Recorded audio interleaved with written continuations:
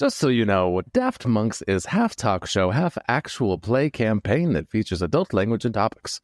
Viewer discretion is advised. Let's get to it. Yeah. Hello and welcome back to Nat One Presents the Daft Monks podcast. Nate, what is on the agenda for today? Today, Nate, we talk about your victory in your recent Brazilian Jiu-Jitsu tournament and my trip to Vegas and consent. Well, let's start from the top then. I did have my tournament and I was a little nervous because nobody signed up until like the very last day, and it was one person. So all of this training and stress to fight one guy from England. Dude, he came from England? Yeah. Like, is this like a big tournament? It was a Naga tournament, which most of them are pretty big, but I think this was like a off-season Naga tournament. It wasn't as big as normal. What does Naga mean? I have no idea what it fucking means. It's just an organization, like national something. Okay. Yeah, Grappling of America. Okay. Shit. So it's essentially the Mortal Kombat of Brazilian Jiu-Jitsu. I mean, basically, you know? Yeah. I mean, that's crazy. Okay, so how good was this guy? I would expect if someone flew out from the UK, either he's so bad in his country that he had to fly to another country, or he's phenomenal and he's just doing the circuit. And I would assume the latter. No? Let me preface this with I had to help coach all day beforehand, and that took a lot out of me because I wore flip-flops for some reason, thinking that was my active shoe wear of the day. And after wearing flip-flops for about 8 hours straight, my back started seizing up real bad right before I got to do my match. Classic. Because a little fun fact, all the kids get to go first and all the adults are way, way later. So by this point, I'm like stretching out and I'm like, oh my God, my back is seizing up, man. I knew I should have put my wallet in my front pocket. You know, like how important, right? Like the direct correlation between like quality shoes and like your back health. Like, you know that, right? As a person with chronic back problem. Oh yeah, absolutely. But for some reason, I totally spaced it. And then to kick it off too, I broke my fucking flip-flop the first 10 minutes we were there. Like where they have their power cords and shit for all their computers, they have like these big like ramp looking things. Well, I completely wasn't paying attention. I clipped it with the toe of my flip-flop and it completely ripped apart. So I had to tape it together, and that was the start of my day. And then so after all this, we're getting ready for my match and I can feel it. It is seizing up bad. So I'm like, all right, I'm just going to pull guard, which is kind of like the lazy way out, but I didn't give a fuck at that point because I'm not going to wrestle this guy. So with all that being said, I pulled guard on this dude and very easily won the match. So I don't know what his deal was coming all the way from England just to lose to a 30-something-year-old with a bad back, but that is what happened to the poor guy. And he didn't even want to stand on the podium with me when I won my big-ass belt. He was butthurt about it? Yes, because you play guard or whatever? Or I don't know what he was upset about, but like probably because he fucking flew. Like, that's an 8-hour plus time difference, I'm pretty sure. Oh, yeah. Just to be a loser. Like, that's embarrassing. Just, in Nevada. Like, right? Like, not even like the world championships or anything. Like, right. It's just like a backyard tournament, basically, in the grand scheme of things. And you lost. Like, the least you could have done is stand on the podium and then congratulated me on winning my big ass belt. Like, that's the least you could have done. So now, because you, and again, maybe could you like describe for us not, BJJ experts, what do you say, play guard, or you pulling guard? Pulling guard. What does that mean? That is where I will grab him and then immediately go and sit on my butt and then wrap my legs around him, basically to control his body posture. And what that does for me is it allows me to set up my game, which in my head, I did not want to win by submission. I just wanted to get some points and then lay on top of him. That's how great my back felt that day. Wow. And that's exactly what I did. I sat on my butt, pulled him into me. He let me pull his lapels out, which was a big mistake because that immediately let me set up a bunch of moves. And then after that, I just flipped him over and then got to the side of him and I won 5-zip. Piece of cake. Wow. I know, it's crazy. You should watch. I should send you the match because it is pretty fucking boring. That's crazy. All right, so do you think you'll do it again, and will you coach all day before doing it and wear flip-flops? Yes. So what have we learned, Nate? Yes, I do love coaching a lot. So without a shadow of doubt, I will be coaching the next tournament that I do and will be competing in.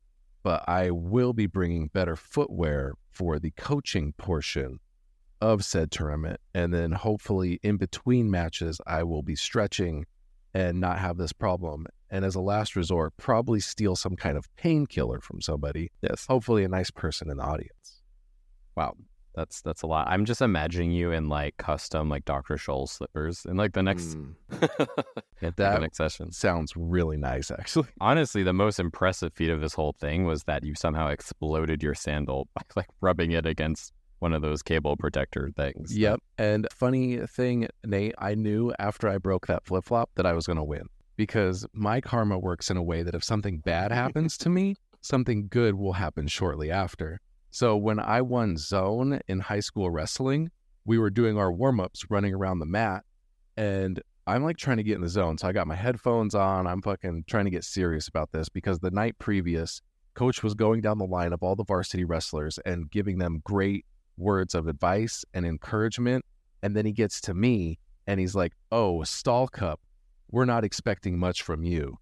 No, he didn't. I swear to God, No, Nate, he he didn't. immediately went to the next person after. I'm like, that's all I fucking got was, "We're not expecting much from you." So I go into zone fucking pissed. Like I am ready and raring to go. So we're doing lap warm-ups, and the fucking bitch cleaner who was cleaning the wrestling mats before left the bucket and mop, the huge fucking bucket of water, just in the middle of the fucking mat where we're doing our laps. So everybody else barely moved around the side of it.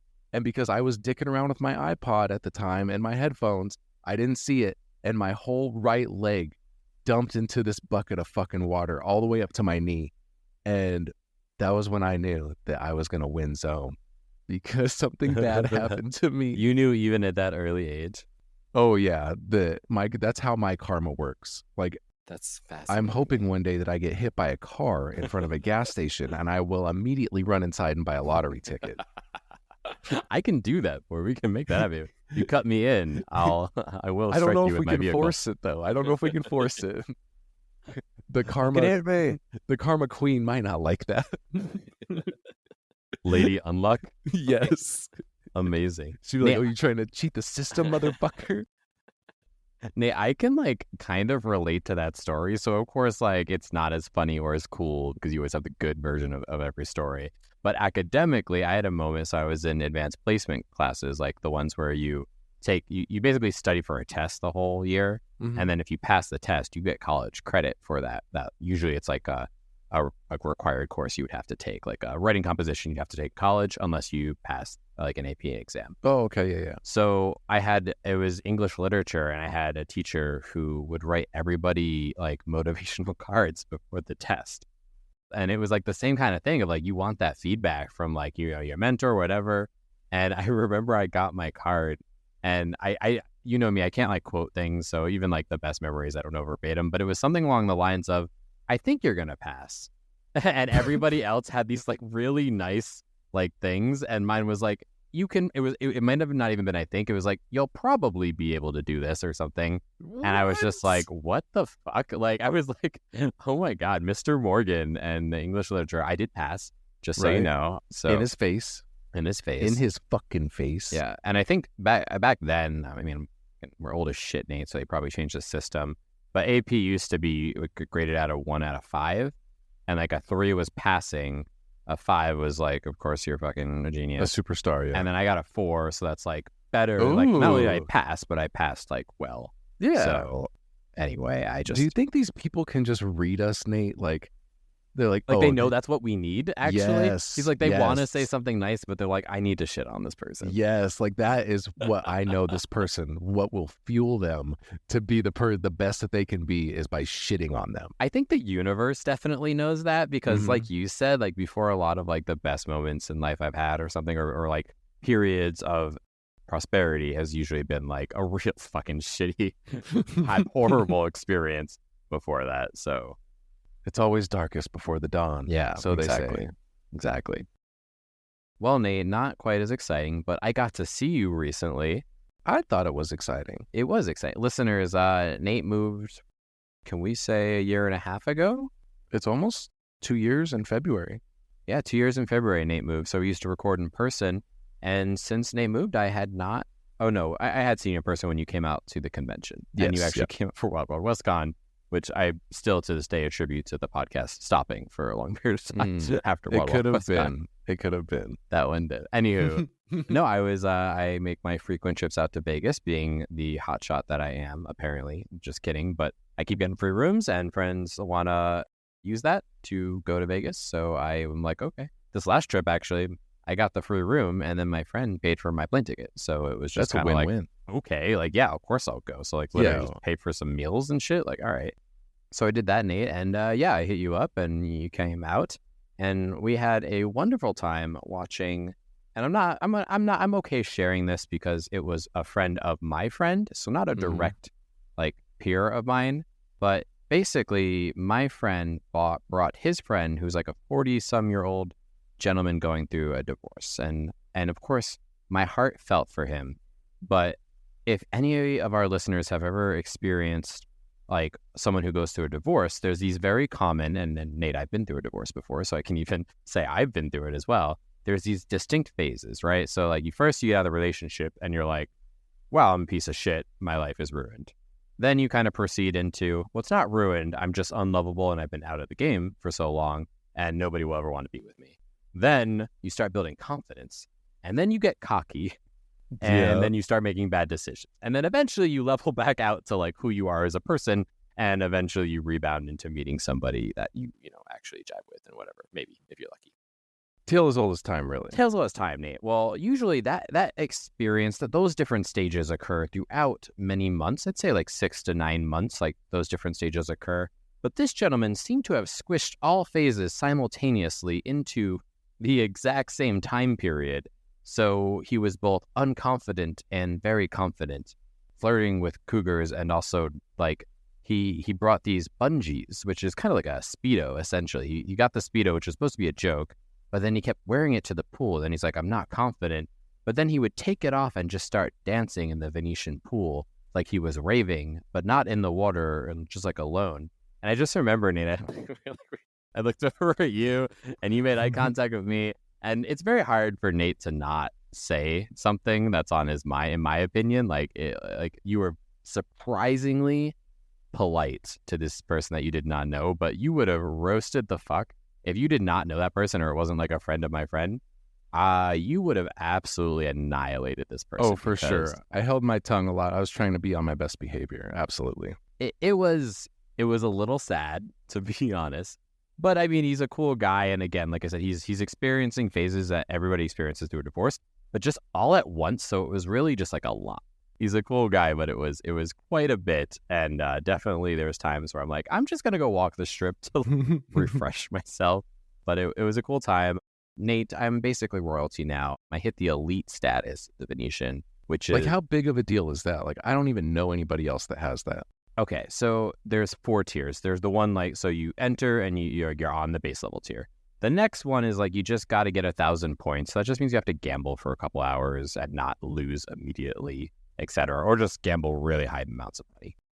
But then after that second tier, the third tier is elite, and that takes like 10,000 points. And so 10,000 points, Nate, is like gambling $10,000, basically. Holy it's shit. In their mind, right? Or not in their mind. Every time you hit the wager button, that contributes to a total. And so the 10,000 points is somewhat equivocal to that. Now, you can like charge restaurant stuff like food, restaurant meals to your room, or like show tickets to your room, and that can help get you points there as well. So I kind of milked that as well. But basically, through my like slot machine hack, which I talked about last season and in earlier methods, I basically find a machine that just like, it's a specific machine in the Venetian. There's only 3 of them.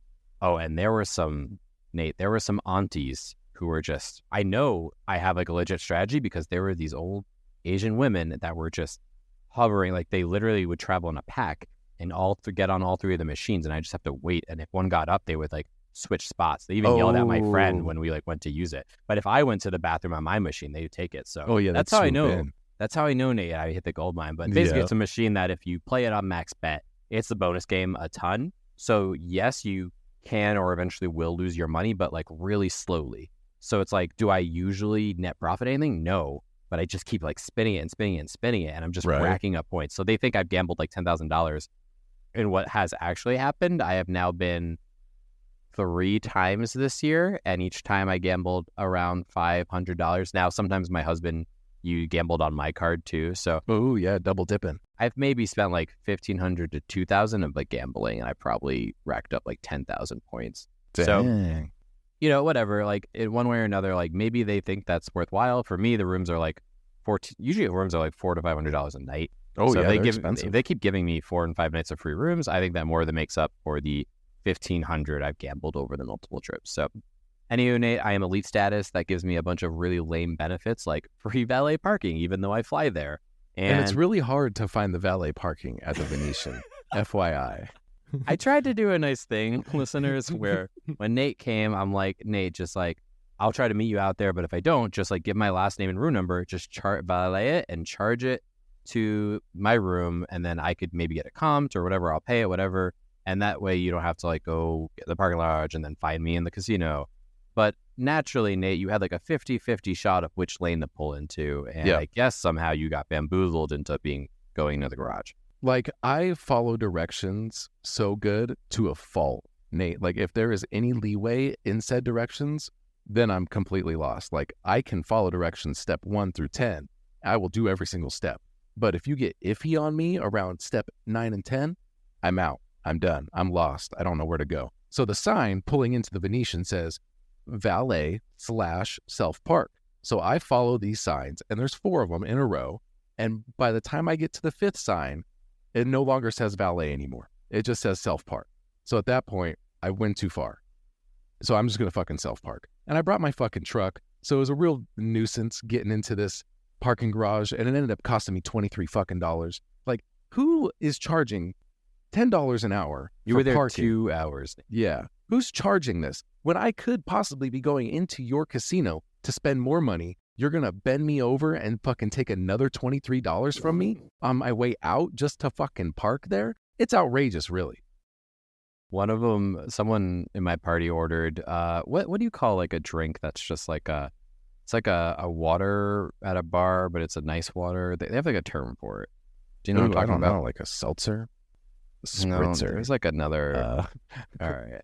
I'll let it go. But basically, it was like $9 for what was essentially a water. Who did they have a and it was lime just- wedge?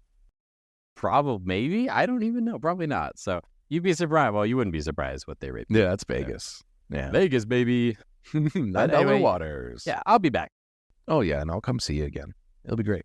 It'll be a good time, Nate. As long as the street people aren't as aggressive as they were on this last go-around. Oh my gosh, how could we forget, Nate? I know. We have to at least talk about it a little bit. So when I first show up, Nate tells me about the street people and how they've lost their fucking minds.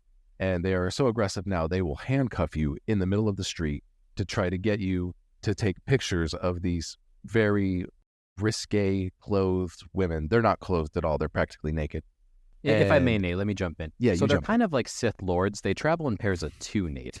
Okay. I'm not sure why, but they're always like in the kind of like, you know, as you described, the like feathered kind of Vegas flashy The showgirl. showgirls, Yes, yeah. the showgirl look. So they travel in 2s, and they usually like try to like flirt with you as you walk by, and basically take a picture and you give them money, whatever. Over the years, I've really seen that get more aggressive because it started with just, hey, cutie, or whatever. Then I have been paddled as I walk by. They've like slapped me in the butt with a paddle. Some of them have whips. I've thankfully not actually been whipped, but they've had whips. And then the handcuff, this was before you got here, Nate, as you were mentioning, but I literally, at one point, they just walked up and handcuffed me. And Nate, I freaked the fuck out. Let me tell you, I ripped my hand, like, and I knew it was plastic, but I was just like, no, like I was just like actually kind of upset because to me Right. that was a bit crossing the line there of like Kidnapping. It's I basically know- kidnapping. I know it's a joke, but like, okay, that's excessive. Like, Right. people don't actually want that. I get it's Las Vegas, but like, calm your tits, please. And it's always funny because like I'm gay too. Like I just want to be like, honestly, if a Chippendales guy had done it, I probably would have been fine. But Yep. but it's like, of course, me being homosexual, the women just target me. Like I traveled with 2 men taller than 6 foot, But they weren't getting slapped and handcuffed, but I was. I was just getting manhandled, Nate, passed around. Anyway, though, I'm glad it wasn't just me because the next day you had the same experience. Oh, yeah, the lady tried to handcuff me, but luckily I have the agility of a puma and was able to quickly dodge out of the way. And then that was our only assault on the way to the mall that we had to buy my wife's shampoo and conditioner, which was extremely overpriced and outrageous, but whatever. And then on the way back, we had another one thrust her ass, and she's only wearing a thong. She did both ways. She did it on the way up, too. Yes, it was the same couple of Sith Lords, and thrust it out at me, and I almost had to cartwheel to get out of the fucking way. And then she starts talking to me about my Sephora bag, and I'm like, yeah, there's lady stuff in here for ladies, like my wife, who I'm married to. So good day, madam. Didn't she say, too, like, I like your wife or something? Yeah, I'm like, no, you don't. You don't even know her. Okay, now you're just fucking lying. Yeah. Like, you were trying not to assault me, subtle. but now you're lying. You were not subtle. You're like, yeah, they're for my wife. Like, you literally said it just like that. And completely did not matter at all. But oh, no, she gave no fucks. that was new. Nate, I truly, like, I've seen a lot of tactics. The thrust, turn around, and back up into you with their ass. That I've only seen with you, Nate. You attracted something special. I don't even know how to explain why that happened to me. It pretty much scarred me. I had nightmares about it. I'm going to be shook up about it for a while. I'll probably never walk the strip ever again. On that note, Nate, what's going on with this week's campaign? Are we ready for some more Daft Monks? I think we are. Daft Monks, hey, Phantom in the machine, hey, disconnect your screen, yeah, we trapped in the regime, we don't recognize the world, this reality's a dream, they've been watching from the citadel, so we can never leave, now, Daft Monks in another paradigm, cybernetics, data minds, another state of mind, rocking with them Daft Monks, let's take a deep dive, taking over circus, it's the code we gotta live by, yeah, we the Daft Monks, hey, living as an avatar, healing up my battle scars. Corruption left the planet dark. So we plugged in like we had to charge.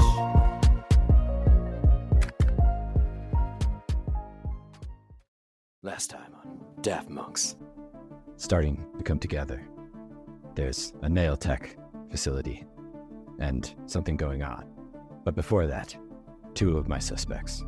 One Roy, something or other, 6593126, and one just blue-collar worker whose name is kind of irrelevant, but we'll call him Ash, I think. Suspect Ash and Roy arrive at a club and meet with a contact. She's not a dancer, but Ash seems very into her. But Roy maybe is even more into her. His nipples are erect and telling. There's just like on his board, like a photo of an erect nipple. Zoomed in, like fucking 50 times focus. What could it mean? After some quid pro quo, the contact asks for a favor involving an investigation at a local nail facility. Upon completion of this task, she will hand over information for the boy. The dynamic duo go to the nail tech facility, and after some shenanigans of sorts, Ash encounters a frozen butcher room. He suspects absolutely nothing but abducts a computer, to which Roy then manages to open an Excel spreadsheet and infer some shocking information. But just then, the nail techs arrive at a VR cafe that they attend, and after the nail techs use their nail tech... Her nail tech. That's canon. Yeah, nail tech. A chase ensues, and they are thankfully saved by a 3-seater motorcycle ridden by none other than Proxy. You got anything to add, Nate? Yeah, I do actually. Literally yesterday, a coworker of mine came up and said, "Hey, you know how to run Excel, right?" And I just laughed in their face. I'm like, no, I don't know how to fucking run Excel. What makes you even think I know how to run Excel? So my character in this campaign is very much me. Yes, absolutely, Nate. I mean, literally, you had to have used Excel in school, right? No. My computer class was me playing Oregon Trail as soon as I got to 100 words a minute typing. As soon as you got to the threshold, he let you do whatever the fuck you want, and I died of dysentery every day for the next 3 months. I just imagine like the game just launched. It was the only game besides Fuji Golf on the computer. Yes, of course. Yes, so okay, Ash is quite literally Nate. Roy is quite literally me, nipples erect and all. Right now they are. I can see them. And Nate, where are we picking up today? So Proxy is dropping us off in an alley outside of my apartment building. And I think we're going to pick it up from there. Hey, Proxy, thanks again for, everything. I'm like looking around, like not really making eye contact with her, just looking side to side. Just let me know when you find out what we needed. Okay, I appreciate it. Thanks. And I go out for like a awkward fist bump. Oh, and Proxy, you might need this. And Roy takes out what looks like a flip phone that's folded like way too many times, and he's like, it's actually like that laptop that he had kind of folded up and deciphered at the VR cafe. He's like, I think there's something really important in there. I think this is tied to that Suicide Booth Corporation. Also, there was a butcher meat packing facility in the back. It was very weird for a tech nail salon. I'm not fully unsure, but they did one hell of a job on my nails, let me tell you. Proxy turns and she's like, good work, Roy. And I guess, Ash, maybe you should not give up like you always do, or like you did with your whole jingle writing business. Some of those we're going to pick up, Proxy. All right? It's only a matter of time. I haven't given up on it. I'm merely taking a break. It's still there. They're never going to go anywhere if they stay in your computer. She pats you on the shoulder and turns away. Yeah, thanks. Let's go. Bye, Proxy. He says and he waves. And she just does a burnout. Yeah. Yeah. She does a burnout and you see faint outline of raisins in his shirt or something. All right, Roy. We need to just lay low for a little bit. We apparently have nail techs with nail tech out to get us. And I have had a long day, and I really need to get at bare minimum 7 hours. I'm not going to lie to you. I need at least 7 hours of sleep for me to be a functioning adult. So let's just get up there and get some rest, and we'll figure everything else out. I think that's fine, Ash. I mean, they'll never think to look for us here in this shithole. I mean, this delightful community of hardworking, backbreaking citizens of Beacon.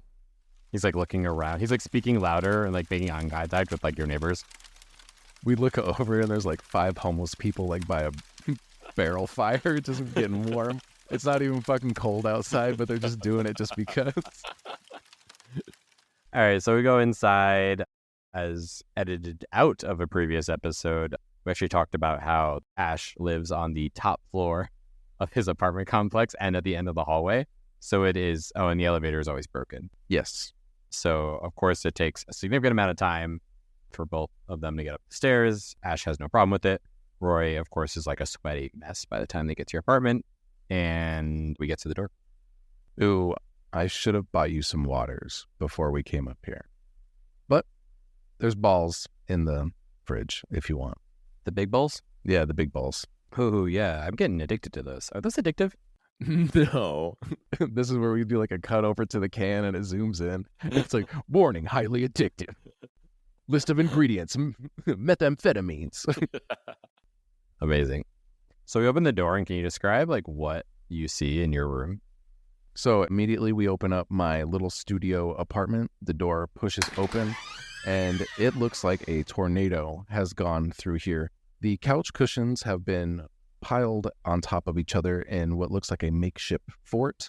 The refrigerator has been taken off of its normal spot and drug into the fort. And the ceiling fans and every single light in this apartment is on, which instantly, even though I'm not paying for the electric, it sends like a shiver up my spine where I'm immediately pissed off that somebody would just be running up all this stuff. And then it almost looks like there's a small fire coming from the center of the couch cushion fort because there is smoke billowing out of the top of it like a teepee. Roy doesn't notice any difference. He thinks this is what your apartment has always looked like. And he's like, no place like home, right? I don't say anything. I kind of just stand there in disbelief. Do we see the boy anywhere in the room? No. Absolutely not. No, not right now. Is like the door still closed between you and Jared's apartment? Yes, that is. Okay, well, I'm exhausted. You're exhausted. Where do you suppose we sleep? I was going to sleep on the couch, but apparently someone is using the cushions for a fort. Excuse me, Roy. I need to see what the fuck is going on. And I walk over to the TP couch cushion fort with the smoke billowing out of it. And I just move one of the cushions to the side. And inside, I see the child over an open flame. I don't know what he used as kindling or any kind of fuel for this fire. But he does have Jer's cat on a spit. And he is currently roasting Jer's cat. And my first thought is, that sucks. Oh, man, we're eating cat now? Things are really escalating pretty fast. I'm not used to this lifestyle, Ash. No, we don't eat cat. Oh, thank God. The boy is he's eating Jer's cat. That's definitely Jer's cat. Did you say that? You hear like a knock on the door? Hey, Ash, are you there? Yeah, Jer just came in. Late night. Probably going to be going to bed soon. Yeah, I definitely don't want to keep you up or anything. A couple questions. A, it smells like smoke in my side of the room, man. Do you know what that's about? Yeah, Jer, they started turning the heaters on because it's starting to get cold. So, it gets that smell when the heater hasn't been on for a while that it comes on, Got it. It's summer, so that's weird. Well, you tell that to the 5 homeless people outside by the burn barrel. All right, Jer? Yeah, okay, all right. I guess that makes sense. Not your fault, man. The other thing is I haven't seen my cat, Ash. Have you seen my cat around? His name's Dimples. Oh, Dimples? Yeah, I remember Dimples. Cute fucking cat, Jer. Super cute cat. I look down at the ground and I'm like, purple collar, purple white striped collar? Yeah, exactly. Have you seen him? Haven't seen him, Jer. Honestly, even if you put up a poster right now, it's been so long since I've seen him. I don't even remember what kind of cat he was. I'm looking down at the cat. I'm like, was he orange tabby, Jer? Yeah, no, yeah, Jer. I don't know, man. There's so many of those around. I'm sure he'll show up, man. These cats just like to go for prowls, Jer. I'm sure it's nothing, bro. Yeah, he'll probably come back. He's never been one to really leave, but oh, trust me, Jer. He's not. He won't leave you, man. He'll always be here. I'm sure. Oh, thanks, man. All right, I'll let you go. Have a good night. Be safe in there. All right, good night, Jer. Wow, your roommate is quite thick. Well, he's not a roommate, and he lives next door, and he's a real piece of shit. Like, do you hear him always bugging me? Like, I got so many things going on right now. Like, the last thing I need is a nosy neighbor wondering where the fuck his cat's at. I imagine the boy, like, plucks off the, cheek meat of the cat and starts eating it. I throw open my mouth a little bit. But then, honestly, I've probably seen worse things, and I'm over it and go grab a fucking big bowl. Roy puts on some gloves that you happen to have for some reason. Maybe they were kind of hardware gloves or whatever. Yeah.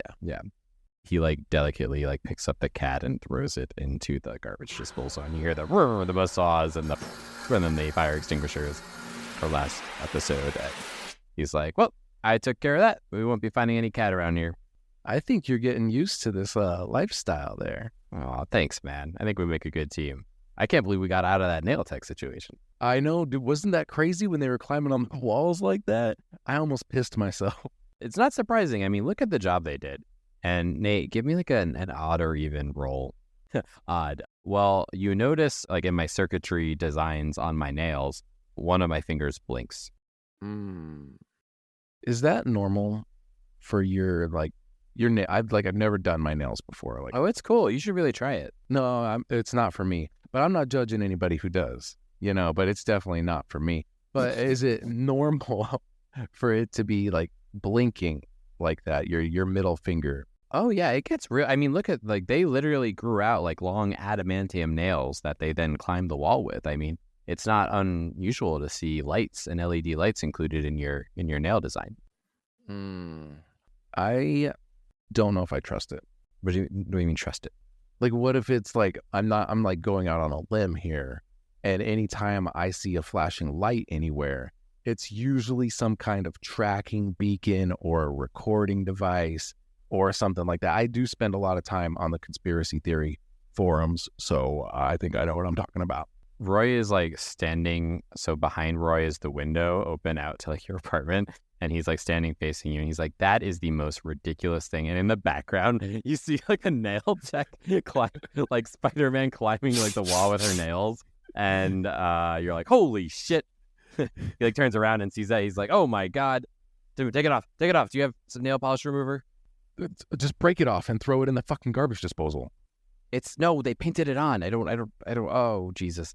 And I just like turn on your like sink and like put it in, and then I just like pour some big bowl into the sink, and I just dip my nails into it, and you hear like some sparking and more smoke.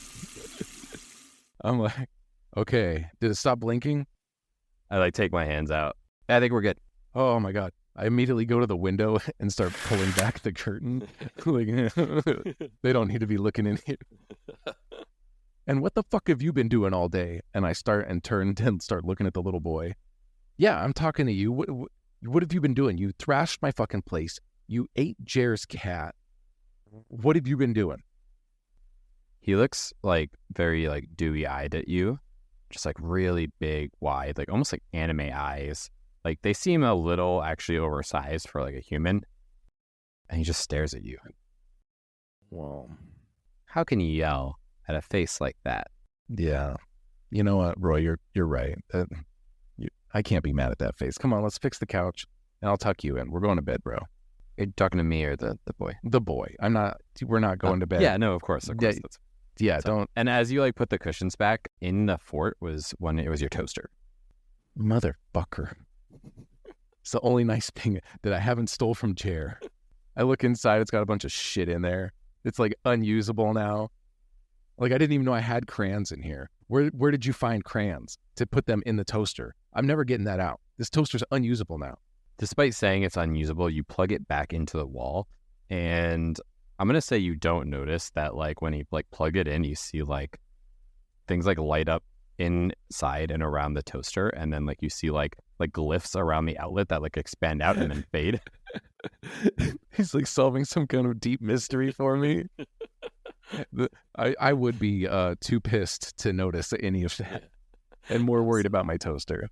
And Roy was just tidying up. He mostly doesn't clean as much as just like move things from one area of clutter to a less area of clutter. It's like osmosis of sorts. Oh, well, thanks for that, man. I'm going to go take a shower. You can unwind. The computer's there if you need to check like personal email or whatever it is that you need to unwind. I don't know what office people do. Do you play Sudoku? Do I play Sudoku? Of course I do. But I'm honestly a little bit more of a Wordle kind of guy myself. Oh, okay. I'm sorry, man. Make yourself comfy. Let's fucking go to bed. All right. So you're in the shower. You like I can hear you like pull the curtain, whatever. And Roy gets on and he's like, let's see what's going on in the old inbox. And he's like taking through and gets a promotional email for Daft Monks and their 12-step plan for reevaluating your life choices and getting back on track.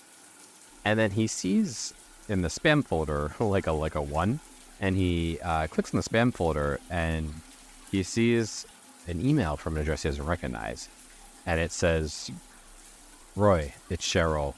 Let me help," is the subject line. Man, that is very specific. I do not know many Cheryls, but if she offers me $1 million in a foreign bank account, then I will definitely report this email. And then he opens it up, and he reads it, and he runs into the bathroom, opens the door, like, pulls the curtain open in the shower, and he's like, "Ash, you're not going to believe it." That you just walked in on a grown man naked? No, I couldn't possibly believe it. He, like, pulled the curtain closed again. I'm still, like, soaping myself. Yeah. I, like, open it back up. I just got an email from Cheryl. You know, there's, like, a personal space. Who's Cheryl? Cheryl had a birthday on the day that we basically kidnapped the boy from Beacon Group. I think she's trying to help. She actually said she has some information, and she's always been into me. This is remember the girl who, when she would call me in her office and ask me to unplug things from under her desk and plug them back in, I was always very confused why she had me do that. Well, she said she had a thing for me, and she wants to help. I think this could have waited until I'm not naked. But we're both grown men here. He like eyes you down and then looks up like, yeah, that wasn't noticeable or weird at all. But okay, let me finish and then we'll talk when I get done. 3 more minutes, tops. Honestly, I'm impressed you shower for that long. I had you pegged as a 90-second kind of guy, so and yeah, I closed the curtain. Well, I split the water bill with Jer, and it's pretty affordable. Now you notice, you look up, you can see like extra pipes coming up from my shower and going back through, like bypassed from the normal plumbing that's in the apartment. So Roy goes out and closes the door, and he's like, I just have to think of a place to meet Cheryl, somewhere safe and recluse. And just then you hear knock, knock, knock on the door, and you can't hear it because you're in the shower. Right, singing jingles. Hey, Ash, had a quick issue going on here, and Roy's just in his head like, what the fuck? He's like, yeah, Jer, what's going on? Well, I just, you got a cold or something? Your throat sounds a little off. Yeah, man, I'm trying to sleep, and I just been fighting this cold. It'd really be great if I could get some rest. What's going on, Jer? Jer's just like, yeah, it's just, I'm getting these weird leaks from my ceiling, and I don't really understand why. We're the top floor, so there's no one above me. But there's, water leaking over my desk, which is really the least ideal place to have a leak, honestly. Roy just rolls his eyes. He's like, yeah, Jer, they're putting a pool on the roof. There was a newsletter about it in the email. All you got to do is calm down and report it to the building facilities. It's probably just a leak. You look over and the boy's like giving you a thumbs up. He's like, fuck yeah. It's like, oh, that's crazy. A pool on the roof. I mean, is it like an above ground pool? Like, cause there's no like, there's nowhere to go, into the ground. And like, Jer, I don't know. I didn't build a pool, Jer. Okay. It's just, do you want to go swimming or not?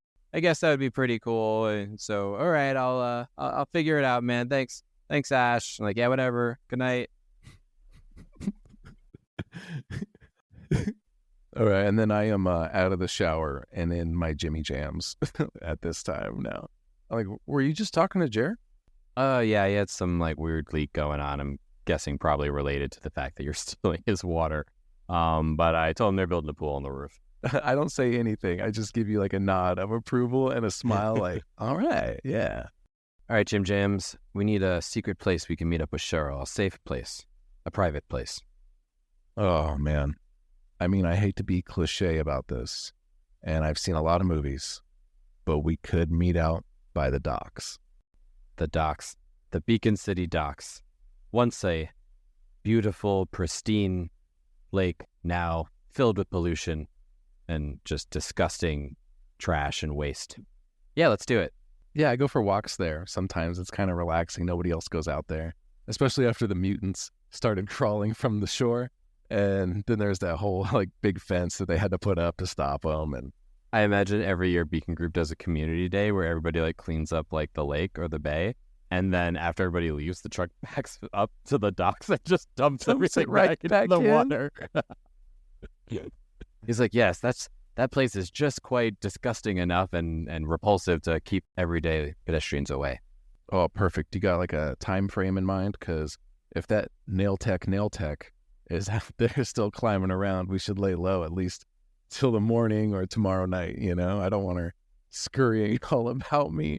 I'm getting the heebie-jeebies thinking about it.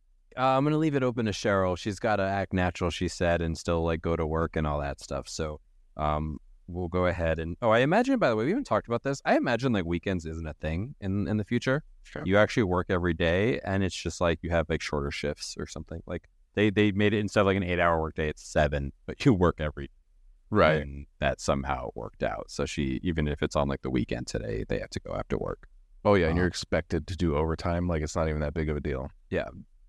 So he types up a really nice email with some emojis and some, like, really, sweet things to say. And he clicks send, and right away, like, a ding. It's like, looking forward to it, big boy. Oh, I'm looking over your shoulder. She's kind of aggressive, huh?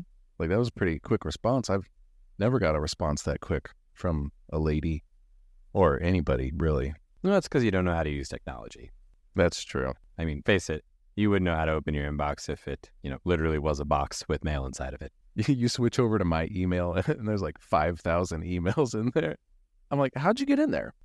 You've never logged out. It's actually always been open. Oh, good to know. Good to know. All right. Nighty night. I'll sleep out here and watch the boy. And I say out here, you just have like a studio apartment, right? There is no bedroom. Correct. And I kind of made you a bed, if you don't mind, like while you're busy on the computer typing up that email. And you look back and there's like a empty cardboard box that had Big Bull in it at one point, and I just put like a little blanket in there. So it looks like a makeshift cat or dog bed. Oh. But like that's kind of all I had. So Wow. Thank you. You shouldn't have. hey, your house is my house. And I snap my fingers and a bed like comes unfolding from the wall, and it's like It's like a one of nice those Murphy beds. yeah, nice king size. It's fucking humongous. Roy just looks over, so the boy is like nestled on the couch with like all the cushions like around him, and then you're like in your Murphy bed, and then I just like crawl into my box. This feels surprisingly similar to the Beacon Group bed they provided in the workplace dormitories. Well, that's depressing, Roy. Good night. And we'll play like a little like soothsaying like Yeah. to go into the next day. I want to say we wake up to like gunshots or like something. Or you do, and I Yeah. just roll over. Yeah. Roy's like, what the fuck? Did you hear that? I think the nail tags are here. Oh no, Roy, it's fine. That's Big Sam. He's kind of like a rooster around here. At certain times, he just pops off his gun. It keeps the prices down in the neighborhood, he said. That's positively dangerous and kind of genius. Well, yeah, he only hit Jer one time, which was fucking awesome. That was a good day. But other than that, nobody else has got hurt. We look around and I don't see the boy right off the bat. He's in the kitchen currently, and it looks as if he's cooking some kind of eggs or something like that. But then I kind of smell it, and I wake up and I'm like, hey, I don't have any eggs. So what are you cooking? He just like looks over at you like once again, just big-eyed, and then like smiles and then like goes back to like moving the like pan around. Oh, now I'm awake because I'm stressed about whatever he could be fucking cooking. And I immediately run over to the kitchen and look down in the pan. And what I see are just photographs of Jer and his family on vacation. And I'm a little upset, but also a little happy. And I pat him on top of the head and I'm like, you keep doing you, bud. You keep doing you. I don't know how you are better at sneaking in at Jer's apartment than I am right now, but you keep fighting the good fight. And then he looks up at me as he's cooking and just gives a thumbs up. I'm like, yeah. Roy comes over, like stretches his arms out like good morning, like, what's for breakfast? And he looks down. Just like, what the fuck? Apparently our little buddy's a psychopath and we're going to be eating Jer's family for breakfast. So I suggest if you want real food, we have to go to the little cafe around the corner and get it. Did you get an email from whatever her name is, Cheryl? Oh yeah, I'll go check it out. Any chance we have any more bagel bites left? There's no toaster to cook them in. Well, I mean, you plugged it back in. It's still there. You like look over and the toaster's gone, by the way. Oh, well, shit. You didn't leave it in Jer's apartment, did you, little shit? He's still just smiling, cooking up family pictures. Give me an odds or even. It was an even. So you don't notice anything. Perfect. I'm still upset. Roy goes over and, logs back into his email. And sure enough, it's an email with the time. Said, hey, I'm going to meet you on my lunch break over by the docks. Be discreet. Meet me by warehouse 37. Warehouse 37, huh? Yeah, I know exactly where that's at, considering I take a lot of walks down there and contemplate life and work on jingles. Sometimes I'll sit and stare at the water, but that's too deep, bro. Let's go get some bagels, real bagels, at that little place around the corner, and then we can stop and pick up my truck on the way. It'll be quicker to get down there, and then we'll go meet her. I think it's pretty close. By the time we get those errands done, should be right on time. Sounds good to me. And Roy walks over to the boy and he's like, are you hungry yet? Have you been eating Jer's food? He just gives you a thumbs up. Okay. Yeah, this is not helpful at all. Ash, I don't know what's going on. Is he mute? Is he confused? Is he gifted? I don't fucking know, man. I don't know anything about kids. I mean, some of the stuff he does is fucking hilarious. Like, I'm going to look back on the cat and the pictures thing and laugh my ass off. But right now I'm a little upset because my toaster's gone. So I need to leave. Give me another roll real quick. Even again. Okay, this time you hear like a scurrying noise like towards the ceiling, and you like turn around and look up real fast, but there's nothing there. But you could have sworn you heard something like scuttling along the roof or the ceiling of your apartment. Oh my God. Yeah, we got to leave, dude.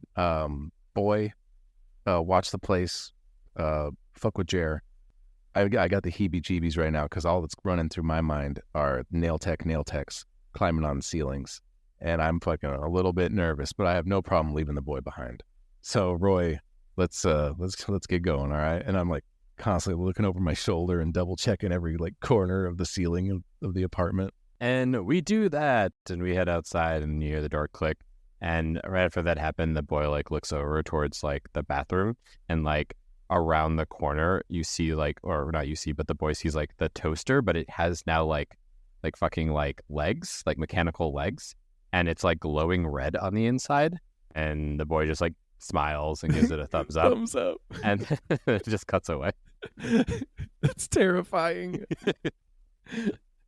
I'm scared to be in my house right now. So walking distance to the bagel place.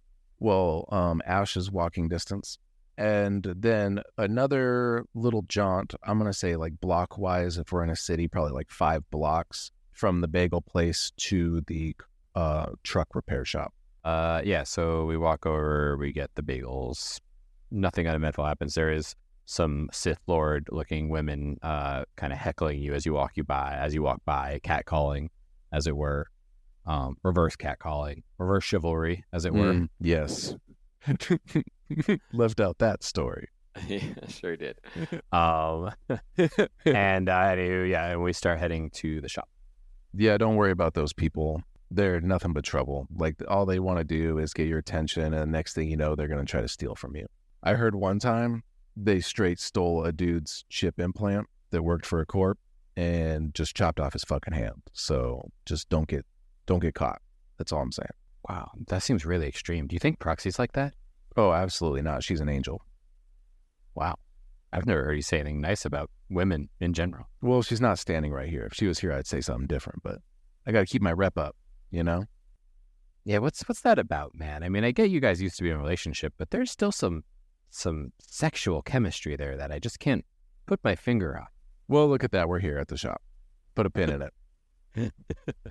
Now, be prepared, Roy, because this is my baby.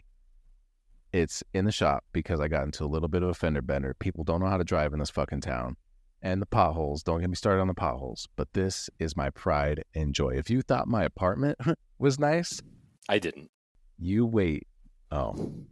Well, my truck is fucking nice, all right? All right, fair enough. And you open the door and you kind of like usher him in, like all proud like, and he's like, oh my God, it's beautiful. And he walks over to a vehicle that is not like the vehicle you checked on in the first episode. It looks like some kind of like hover truck that has like LED lights and like just like, I don't know, other cool modern tech. And it's just like, it's hovering and it's got chrome and shit. And it's like playing like some like Beacon Group scat music or something. And he's like, I really had you pegged wrong. I thought you were going to be driving one of these things. And he like points to your actual vehicle. I was like, oh, that one's kind of nice, Roy, but it's a little too flashy for my taste. That one that you just pointed to, that is my truck. It's got tires, I know. Oh, It's not a hover model. So they didn't repair it? No, it's in a lot better shape than it was. It has a bumper on the front. That wasn't there before. But yeah, it's still a gasoline model and great running shape, you know? An absolute relic. Yeah, can't wait to die in one of these things. Let's go. Wait till you check inside.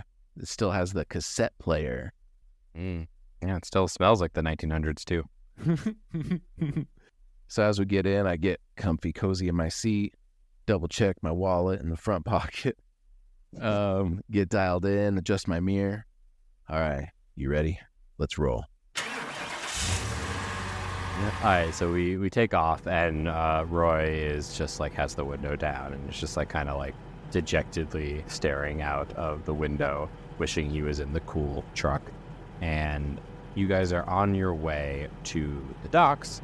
And the docks, once you arrive, they really haven't, again, it's used for storage, chemical waste, disposal, and just, it's a place that people avoid in this modern era.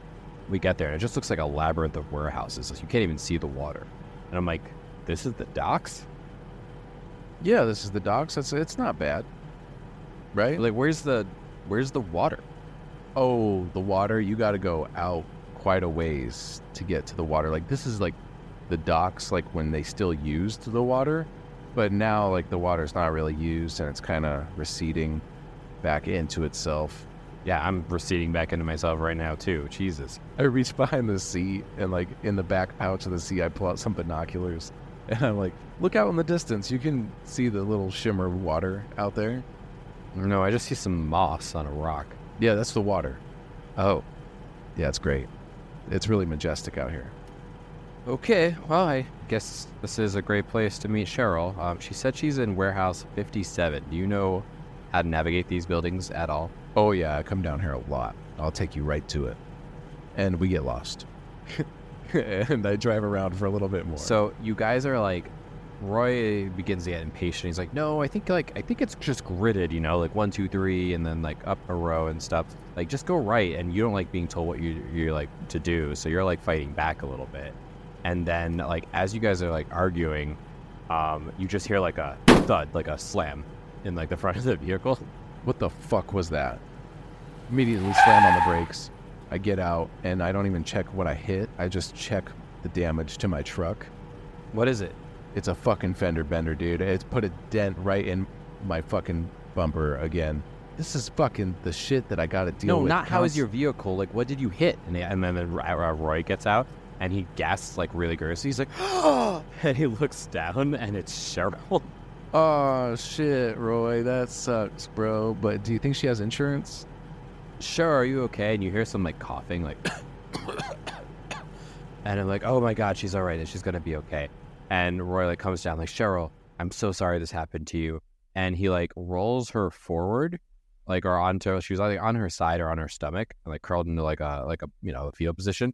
And he like rolls her onto her back, and there's just like a bunch of like what looks like adamantium nails like sticking all out. Oh my God, Cheryl, they got to you.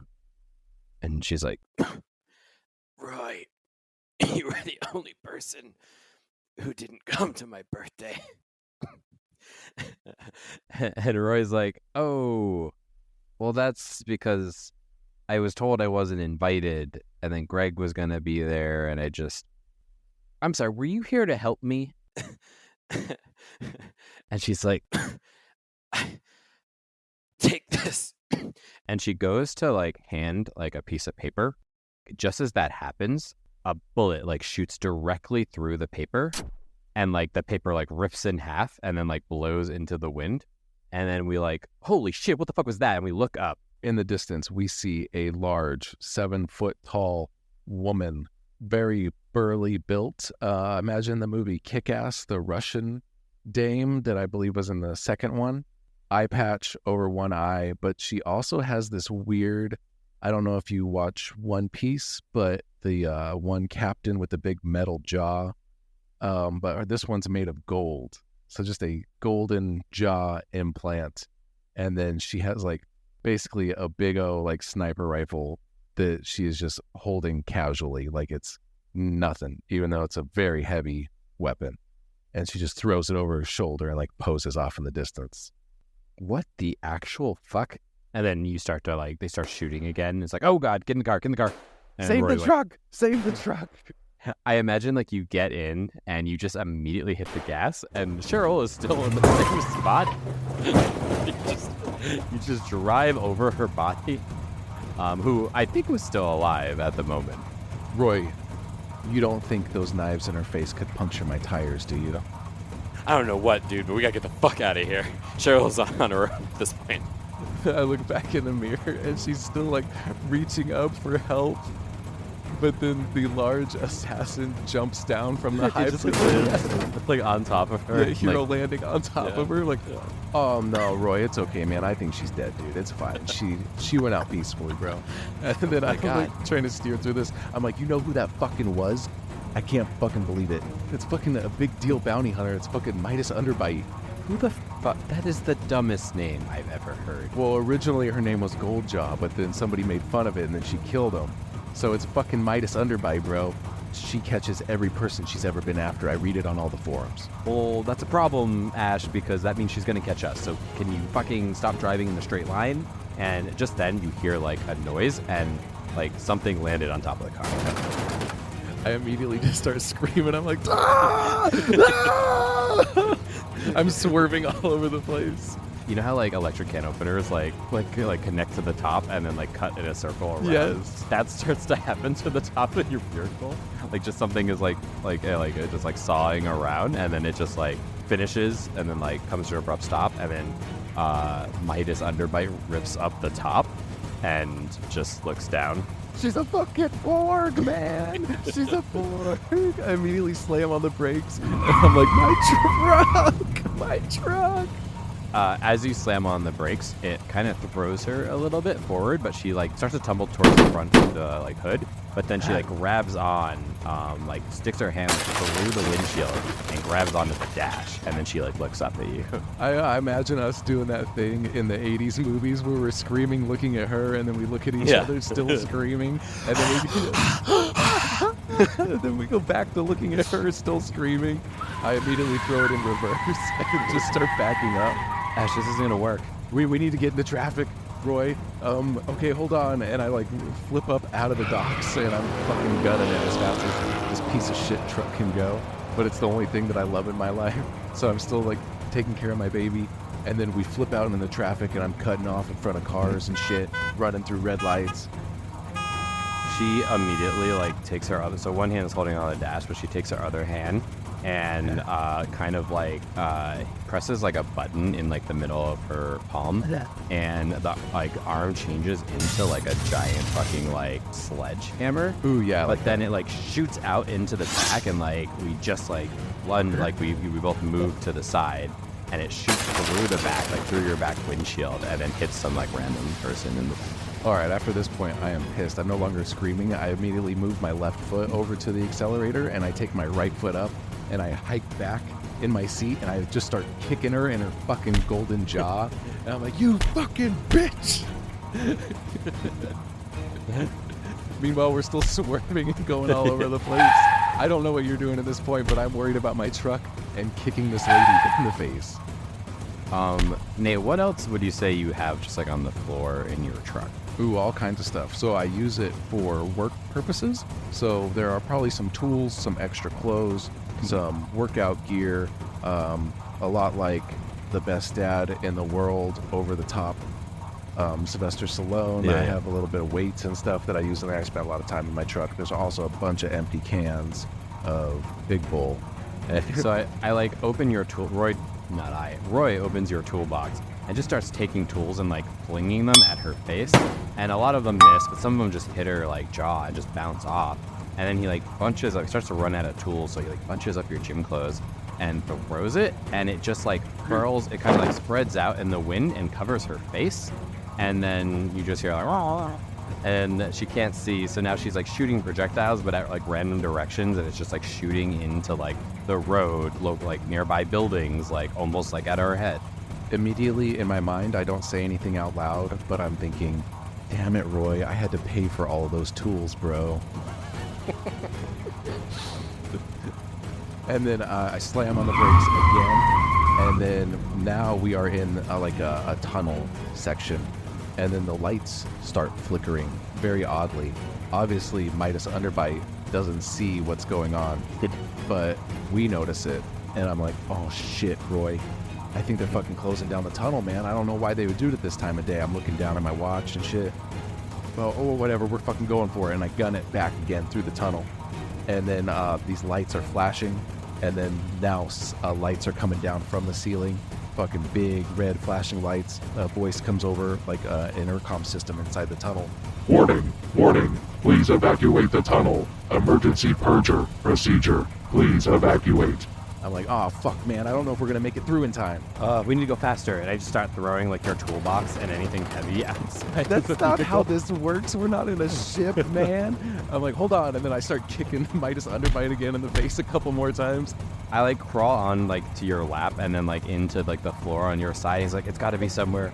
And I like push the like hood button to like pop the hood, and it like lifts up, but like we all know how like a hood lifts up, so it actually just slides forward towards us, and now you can't see in front of the vehicle. What the fuck, Roy? Now these large pillars are starting to push in from the sides of the tunnels, and it's basically closing in the roadway, which was originally like 4 lanes, 2 on each side. Now, with these pillars closing in on the purge system, it's about 1 lane wide. I'm like in the middle of this fucking tunnel now, and we are driving, and man, now I can't see. It's like, well, Ash, it's been fun. Thanks for helping me survive a couple extra days, and it's okay. I'm ready to die. He just closes his eyes. We're not gonna die yet. Not if I can help it. And I gun it again. Like, we're gonna get the fuck out of here. And then right then, on the heads-up display of my truck, you hear a little bing boom boom. A message from unknown. Okay, this isn't the time for it, truck, but sure. And then the email immediately pops open, and it's like a holographic little like Obi-Wan out of R2 looking email, and the person is shrouded, and there's like flames around him. Greetings. This is Dante, I get it. Inferno. Ooh, that's a new one. Yeah. Roy like opens his eyes. I give Midas Underbite a couple more kicks. I'm like, okay. You may be wondering why the tunnel is doing this. It is my own doing. I am here to help you. I'm like, how is this helping me? A couple more kicks. Let him finish. Let him finish. Sorry. It's just an email, but we're treating it like it's a conversation. Carry on, play. I will help you out of this. I promise. End of message. This is Inferno. Bloop. And the message goes away. I'm like, how? How is that helpful? I'm so glad I waited for the end of that message, Roy. A couple more kicks to Midas Underbite. I think it's connected to that Dante fella I've been hearing a lot about. So meanwhile, we're flooring it through. And then the pillars seem to stop because it wanted me apparently in a very specific direction. Like it's kind of veering me away from the center. Like some of the pillars are pushed in further than others, but then some are receded, kind of like it's guiding me. So I'm just following these things down. And then one more siren goes off, and then a very large airburst comes pouring out of the tunnel. And it pushes hard down on the truck. Me and you were thrown into our seats since the roof has now been ripped off. But then immediately Midas Underbite is thrown from the hood of the car. She actually takes the hood of the car with her. And as she's flying over our heads, like you're looking up at her and then you look over at my face, and it's more like a look of disgust on my face than anything as a tear's rolling down my cheek. I want to say she's like thrown like off in the background. We like look and we see her like somehow land, and then as she gets like smaller and smaller in sight, we see like a jetpack like fire up, and she just like takes off and is like, oh, that was a close one, Ash. Oh, I know, man. And then we look back, the pillars are closing off her from following us, but now they're opening up ahead of us. Man, we owe that Inferno guy something big. Do you even know that guy? Like, why is he fucking helping us? What's his deal? Do you think it's Cheryl? Do you think she's Inferno? No, I think she's very much dead. She could still be alive, technically. No, the second time when you drew over, you literally pushed the nail tech spikes into her like chest. There is no way she's alive. Yeah, and you didn't see, but fucking Midas Underbite back there totally superhero landed on her. Yeah, I think she was the only girl who was ever into me. There's plenty of fish out there, Roy. You know, like not in this lake, and it just looks like the sludge, like as we go over a bridge. Yeah, and we'll call it there for tonight. Perfect. Fucking Midas Underbite. Midas Underbite. I love it. Thank you for listening to this podcast, proudly sponsored by Beacon Group. Beacon Group, take a look at your sad, pitiful life and yearn for something greater like Beacon Group. Join us. We're not a cult. Not yet. Nate, as always, thank you so much. The highlight of tonight for me was the nail tech. Listeners, if you enjoy the show, always remember, if you don't like the beginning part of the show, but you like the campaign, you can click either in Apple Podcasts, the chapters to jump to the campaign, or in Spotify, you can click the timestamp. You can click the timestamp in the description, and that will jump you right to the campaign if you don't want to listen to the beginning banter. We are, of course, on social media. We have a subscription policy. If you'd like to listen to our campaign, it is the lowest tier is $3. Just click the episode details link in Apple Podcasts or just the support our show in the episode description. And it accepts Apple Pay. It's done really quickly in a browser. You don't need an account. You don't even have to, it's not like Patreon where you have to make an account and link it and all that jazz. You just click the link, give us money, and you're good to go. And you can cancel it whenever. You'll get an email every month. Easy as pie, Nate. Or if you're a cheap ass and want to support the show by not giving money, then give us a comment, a like. Let us know something. Talk to us on our socials. Please, let us know. You know, we're not doing this shit for free, guys, all right? It's not a one-way thing. We produce excellent content that is slightly disorganized, and we don't take notes. And you guys leave comments or give us money. It's fine. And this is a great time to thank the people who have submitted. So I'd like to thank listener Jake, the one and only person who right now pays us money, actually, to listen to our show. Thank you, which Jake. is shocking. From Thank you, State Jake. Farm? Not from State Farm. That son of a bitch. From actually my job. Oh, okay. He's a coworker. Oh, that was a close one. I was about to lose it. And I'll give him a shout out. He actually, if you are into Legos, he has a YouTube channel where he builds very elaborate sets, sometimes assembles. He talks about the different context behind it. It's a really good channel. It's called Fictitious. And go ahead and check it out. And if you're listening, Kyle, son of a bitch, Nate's mom, my mom, anyone else who happens to be listening to the show still, it's time to pony up and show some love, show some support. We appreciate it. We appreciate it. Thanks for listening, and we will talk to you. I want to say, we always say next week. It's been taking me 2 weeks to get an episode. Just so you know, the goal is weekly, but we're just not there yet. So hopefully we'll get that in place soon. We have currently hired another staff member, Chris, as a part of the Nat One Presents crew. So hopefully editing goes by a little bit faster now. So your support will be even more appreciated because that money will go straight to Chris. Yeah. And if you want them to have benefits like dental, then we're going to need a lot more signups. Nah, fuck it. Thank you and good night. Bye. Congratulations, you've survived another episode of Daft Monks. Did you enjoy the episode? Do you love the show? Do you want to pay for our dental plan? If so, I think it's only fair that you show Nat One some love in return. No, not that kind of love. Please, put it away. Oh, I meant follow us on our social medias and all that good stuff. Simply click the links in the episode description to follow us on our Instagram, TikTok, and YouTube, or click support our show to make a monthly contribution to help pay for all the expensive software Nate subscribes to. And don't worry, other Nate will see the money eventually as it grows, but not anytime soon. I promise. Lastly, do you want even more Nat One goodness? Of course you do. Who wouldn't? Then click the prequel podcast link to listen to our experimental first season of podcasting for 50+ more episodes of conspiracy theories, messy one-shot campaigns, and of course, all of your favorite Nat One hijinks. Now, thank you a ton, and we will talk to you next week.